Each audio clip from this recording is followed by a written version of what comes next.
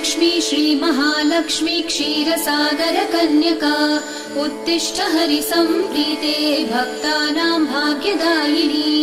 श्रीलक्ष्मी श्रीमहालक्ष्मी क्षीरसागरकन्यका उत्तिष्ठ हरिसम्प्रीते भक्तानां भाग्यदायिनी। उत्तिष्ठोत्तिष्ठ श्रीलक्ष्मी विष्णुवक्षस्थलालये उत्तिष्ठ करुणापूर्णे लोकानां शुभदायिनी। उत्तिष्ठोत्तिष्ठ श्रीलक्ष्मी विष्णुवक्षस्थलालये उत्तिष्ठ करुणापूर्णे लोकानां शुभदायिनी। श्रीपद्ममध्यवसिते वरपद्मनेत्रे श्रीपद्महस्तचिरपूजित पद्मपादे श्रीपद्मजातजननी शुभपद्मवक्त्रे श्रीलक्ष्मी भक्तवरदे तव सुप्रभातम्।